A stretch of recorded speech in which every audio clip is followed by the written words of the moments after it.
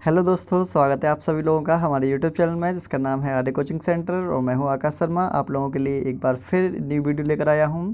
आज हम बिंदु स्राव के बारे में जानेंगे और बिंदु स्राव और वाष्पोषण में क्या अंतर होता है, फ्लोएम का हमारे मतलब कि पेड़ पौधे में क्या फ़ायदा होता है, क्या वर्क होता है, उसको हम आज देखने वाले हैं।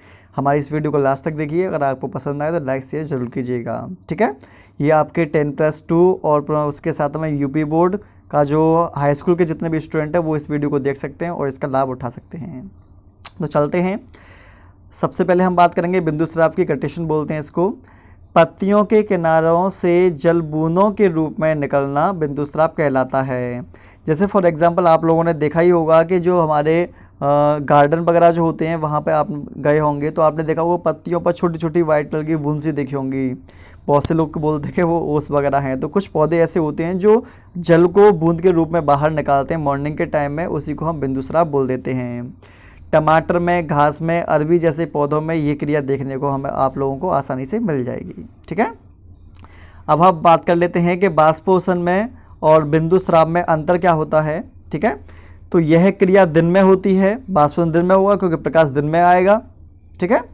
बिंदु स्राव की क्रिया रात्रि में होती है या सुबह होगी, ठीक है। रात्रि का मतलब ऐसा नहीं कि रात को 12 बजे, रात्रि का मतलब मॉर्निंग का 3 बजे, 4 बजे या 5 बजे करीब, ठीक है ना।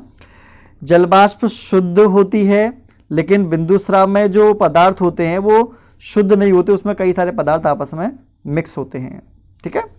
जल बाष्प के रूप में निकलती है। आपको पता है बाष्पोषण, बाष्पो का मतलब बाष्प ही है कि पेड़ पौधे जब जल को बाष्प के रूप में बाहर निकालते तो उसे हम बाष्पोषण बोलते हैं। लेकिन यहाँ पर देखो बिंदु स्राव मतलब बिंदु के रूप में जब स्राव होता है तो उसे हम बिंदु स्राव बोलेंगे। तो जल बूंदों के रूप में बाहर निकलता है। यह रंध्रों, उपत्वचीय वातरंध्रों की सहायता से होता है, जबकि बिंदु स्राव की विशेषता होती है कि यह जल रंध्रों की सहायता से होता है। तो इस तरीके से आप लोगों ने देखा कि बाष्पोषण और बिंदु स्राव में क्या अंतर होता है। देखिए वीडियो में आपको शायद ऐसा लगेगा कि सर कहाँ देख रहे हैं, लेकिन देखिए ये थोड़ा कैमरे में ऐसी प्रॉब्लम आ रही है क्योंकि मेरा जो फ़ोन है वो थोड़ा सा टेढ़ा है, ठीक है। लेकिन हाँ, आपको नोट्स सब चीज़ समझ में आएंगी, जो मैं बोल रहा हूँ वो आपको क्लियर सुनाई देगा, ठीक है। लेकिन आपको ऐसा लगेगा कि सर पता नहीं कहाँ देख रहे हैं, अजीब सा मुझे खुद मतलब मैं देख रहा हूँ इसमें तो मुझे थोड़ा खुद अजीब सा लग रहा है, लेकिन कोई नहीं, हमें तो पढ़ना है, उसमें क्या है। चलो, भोजन एवं कार्बनिक पदार्थों का परिवहन मतलब पेड़ पौधे के अंदर जो प्रकाश संश्लेषण द्वारा भोजन बनता है, कार्बनिक पदार्थ जो बनता है उसका हम परिवहन कैसे करेंगे, ठीक है। प्रकाश संश्लेषण उत्पादों का फ्लोएम ऊतक द्वारा परिवहन स्थानांतरण कहलाता है। जब फ्लोएम ऊतक भोजन को एक जगह से दूसरी जगह पर पहुंचाता है तो उसे हम स्थानांतरण बोल देते हैं। और भोजन, हार्मोन, कार्बनिक पदार्थ को एक जगह से दूसरी जगह पर पहुंचाने वाला जो ऊतक होता है उसको हम फ्लोएम ऊतक बोलते हैं। ये आप ध्यान रखिएगा, ठीक है। आइए कुछ पॉइंट देख लेते हैं इसके जो बहुत ही ज़्यादा इम्पोर्टेंट हैं। फ्लोएम एमिनो अम्ल तथा अन्य पदार्थों का परिवहन करता है। ये हमारा जो भोजन होगा उसको तो करेगा ही, उसके साथ साथ में एमिनो अम्ल अन्य पदार्थ का परिवहन करता है। ये पदार्थ विशेष रूप से जड़ भंडारणों अंगों, जल भंडार में देखा होगा, जैसे कि मान लीजिए आपकी शकरकंद है, ठीक है, वो क्या है, जड़ होती है, उसमें भोजन स्टोर है। फलों में, फल के अंदर भोजन स्टोर होता है। बादाम, मूंगफली, इसमें भोजन स्टोर है। वृद्धि वाले अंगों में ले जाए जाते हैं, मतलब कि इस वाले पार्ट में जो फ्लोएम ऊतक है वो भोजन को ट्रांसफर करने का काम करता है।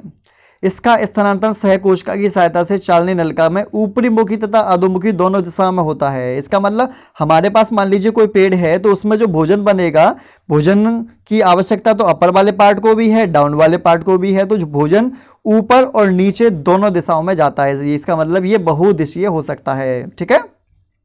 लेकिन जो जल होता है वो केवल और केवल नीचे से ऊपर की ओर जाता है, ठीक है, जिसको हम ऊपरी मुखी बोलते हैं।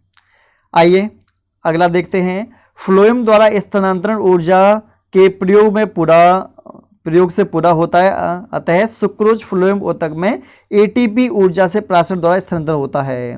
तो इसका मतलब फ्लोएम जो होता है वो ऊर्जा को भोजन को एक जगह से दूसरी जगह पर पहुंचाता है, उसके लिए कुछ ऊर्जा की आवश्यकता होती है। तो पेड़ पौधे में ये जो ऊर्जा होती है सुक्रोज के माध्यम से एटीपी के द्वारा प्राप्त की जाती है, ठीक है, और प्राशन द्वारा ये स्थानांतरण होता है। तो आप लोगों ने देखा कि हमारा कार्बनिक पदार्थ का जो परिवहन है वो किस प्रकार से हो रहा है।